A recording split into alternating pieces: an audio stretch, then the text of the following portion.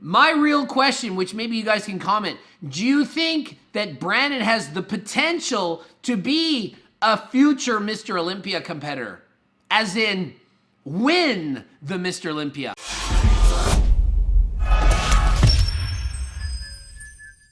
Coach Greg, and today I'm going to go over and review a video that Chris Bumstead from Canada, Mr. Olympia Classic Physique, did about Brandon Harding, his opinion on Brandon Harding, who I coach, how they had a training session together, hung out together for like half of a week.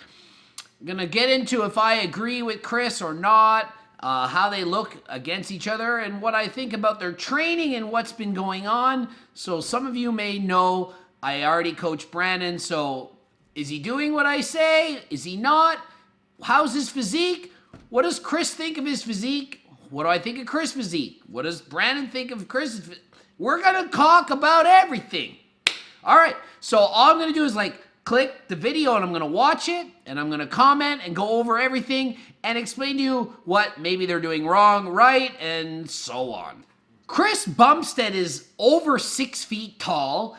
Brandon is clearly taller than Chris. And I asked Brandon how tall he was. He said he's 6'1". And 6'1" exactly is not the height I want him to be. Can't change your height. I want to be over 6'1". If he's 6'1" and 1/8, he's in a different inch category for classic physique, and so he can weigh like 10 pounds more.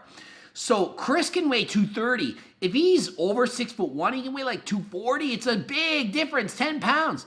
I met Brandon in person. I was like, man, this dude is so tall, taller than I thought. I thought he was like 6'2". Chris is tall, over 6 feet, but not over 6'1". So I'm hoping he's taller. What does Chris say? Chris is like, it's rare to meet a guy with so much muscle that's so tall and has like really well-developed, massive legs. You know, a lot of taller guys complain, oh, it's so hard to put on muscle, and so, you know what they complain. Brandon has an easy time putting on muscle. He's a mesomorph. It's really working out for him. He's huge.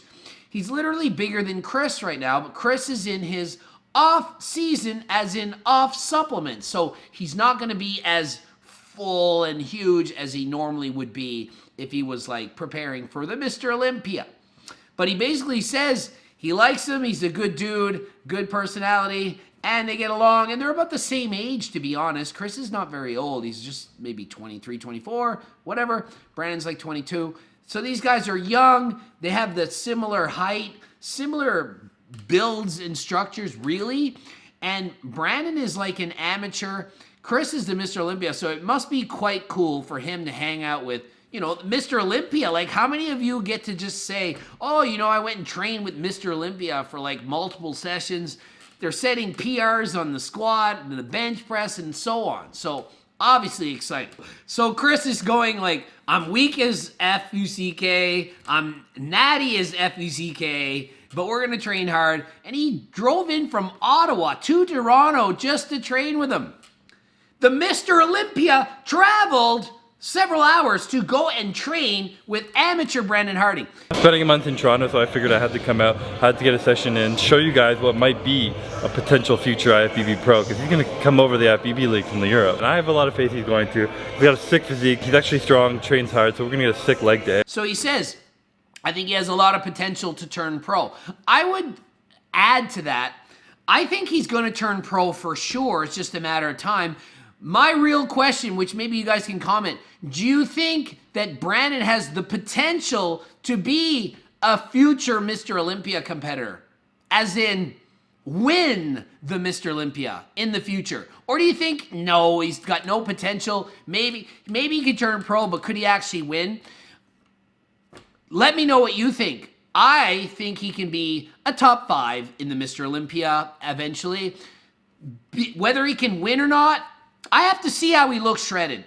I have to see how he looks completely peeled. I haven't seen enough to be able to make an educated decision onto whether or not he could or not. So for right now, yeah, he might be able to be the future Mr. Olympia, but I don't know for sure because I don't know what he looks like completely shredded coached by me in the future. So we will see in good time whether or not he has that kind of potential or not. So they're squatting and warming up, and they're using a deadlift bar. So we're accidentally grabbed the Texas deadlift bar, which means it's a couple inches longer and it's got more whip in it, so more flex. So when you deadlift, it helps you pull it off the ground. But when you're squatting, it's bouncing on your back and it's hard to balance, so it makes you wobble.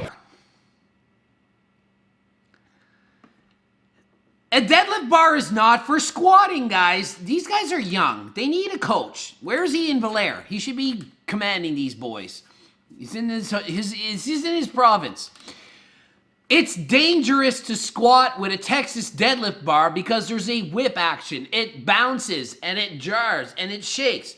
You want to use the proper equipment. So they're warming up with the Texas, and then they notice it, and they're like, oh, let's just do one more set and see. No. You stop, and you use the proper equipment right away. You don't take risks like that. They're already taking risks in going for 1 rep max on the squat. Do I recommend you ever do that? A zero recommend you do that unless you're a power lifter. These guys are not powerlifting. They're not competing in powerlifting. It is taking a risk. Imagine if this video ended up with a torn quad, back, whatever. We all saw Chris Bumstead curling with Caleb Van Moger, and Moger tore his bicep. Chris didn't. Imagine if Chris did. Mr. Olympia potentially dreams done. We don't want Brandon's dreams to be done. Don't be very risky going for these 1 rep maxes. It's not worth it. If you do, and we all do, I have. Come on, I'm not gonna be like, don't ever. It's you. Things in life sometimes you do. You should never drink, but you do. You go to the bar, you drink. You know. So it's the same thing here. So Chris goes out and squats 495 for a set of 4 in his off season. Not to failure, not hard. Even though it's a low rep, it's not gonna be risking injury because his form is really good on it. So that's important. He's not like doing it wrong, essentially. Okay. So then Brandon goes and puts on 500 pounds because he wants to be able to do 500 pounds for the first time.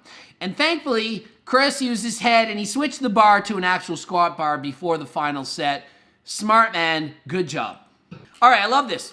Chris is saying, how do you get big legs? You're taller, all these tall guys complain he can't put... Oh, with us tall guys, right? How many times do you get it? Tall guys, how do you build your big legs as a tall guy? How do you do it? There's no secret to training legs other than intensity. You can't like pop your eye blood vessels after a set of squats. You're not gonna have big legs, especially the tall guy. Intensity. He never said volume. He never said RPE of 16 sets. He never said train legs 6 days a week. He said intensity. Train harder. Hard. And then he said, you look at Brandon's eyes after that 500-pound squat, and it was glazed and the blood vessels are bursting and stuff. Intensity. Now, how hard was Brandon's 500-pound squat? It wasn't a max. It was holding back a little bit. Could he have done 3 and 5 reps? No. He might have been able to get 2 reps. But it's holding back enough that it's not risking injury. If he had done the 500 and then said, oh, I want to do 550, that is moronic training. That is what a lot of people do. That was a safe 500. It wasn't a true max, but it was safe, okay? So I'd rather see that than going crazy. And it was below parallel, and it wasn't like bending the back and twisting. It wasn't a dangerous set. So he didn't get hurt. He got the set done, and that's great. He joined the 500-pound club. Am I impressed?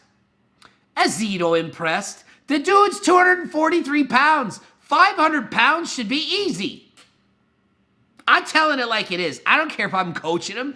500-pound squat at 243, double body weight? That ain't hard. I squatted 500 pounds natural at 194.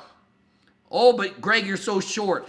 Mass moves mass. The bigger you are, the more you can lift.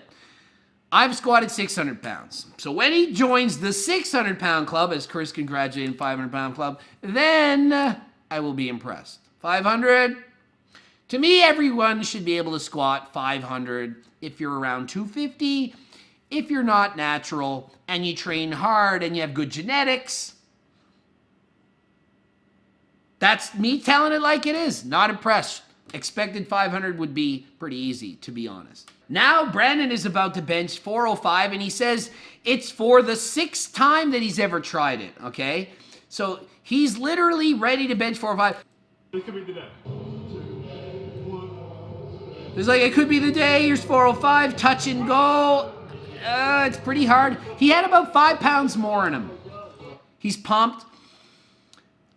It's dangerous. The touch and go, like the stretch reflex at the bottom, which if you pause the weight and stop and then push, it's a much safer set than the touch and go. When I was younger, touch and go, touch and go, touch and go.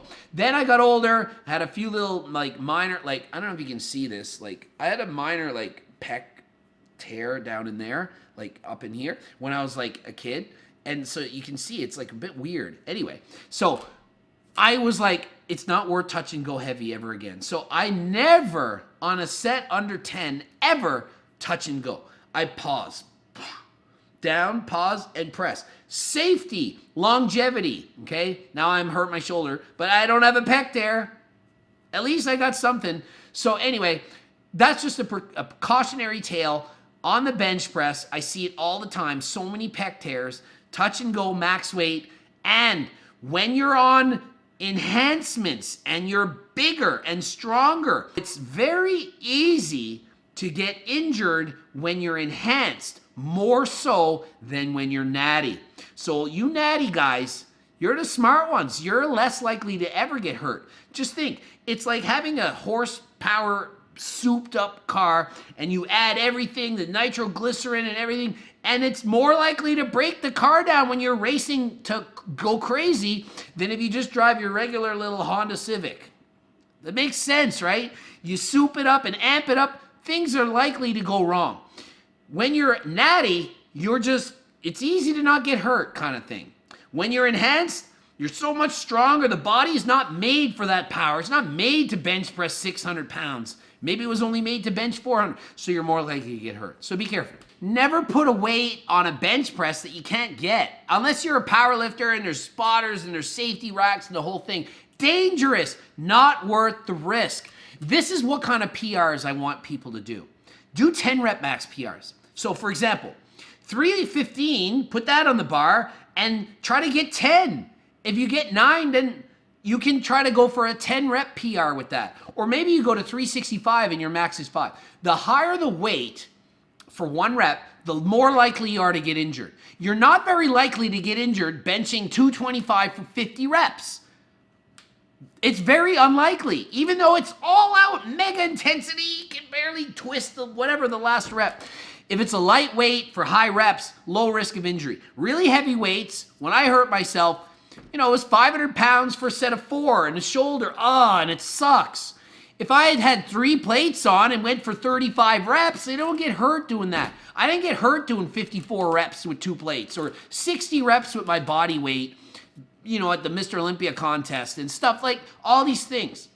I coached a guy, his name is Johnny Dool. He was Mr. Canada Junior. He was awesome, crazy strong, jacked. He could be an IFBB Pro and Classic for sure. He hasn't competed in a few years, but he's really, really good.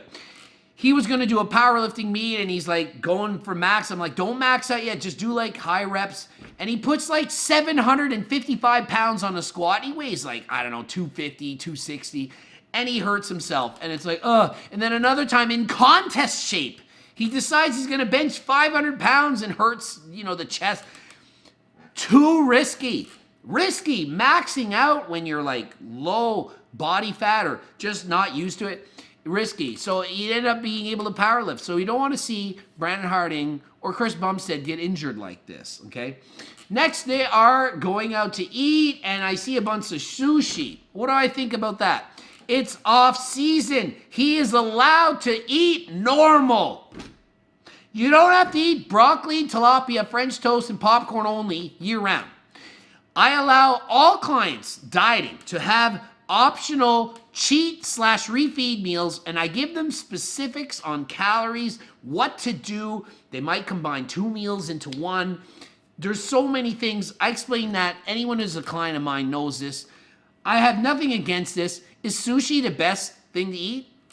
No, sashimi would be obviously way better. Could it have been worse?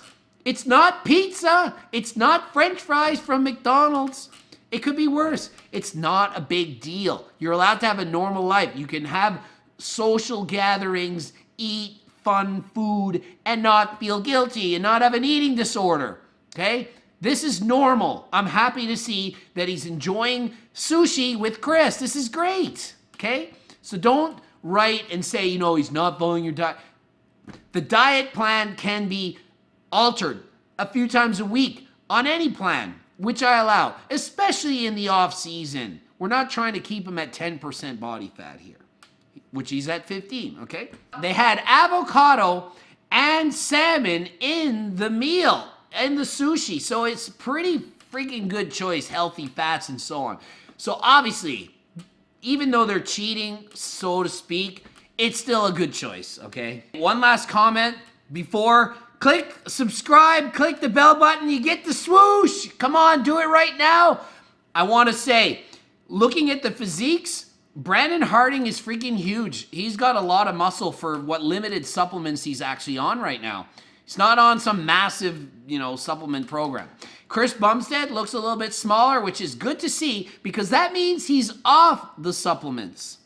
Healthy. A lot of you think we all abuse this and that and are on this year round and the whole thing. No, not.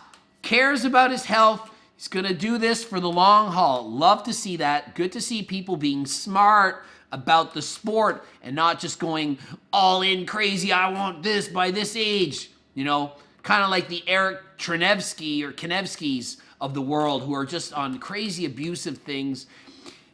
Imagine if he could beat Brandon Harding. Brandon Harding would beat Eric in his off season right now. So you don't need to go in crazy and be abusive. It doesn't help you. Those extra things you do are just going to put you at higher risk and not worth it for the few extra pounds that you might be able to gain. Okay. So I'm going to end it there. Video watch up here of me coaching Brandon because I've done them on him. And I've done another video over here. Check this one out. It's very popular. You don't want to miss this one. And GregDoucette.com for coaching. Greg Doucette, IFBB Pro on Instagram. Follow me on all these things. Until next time, I'm out.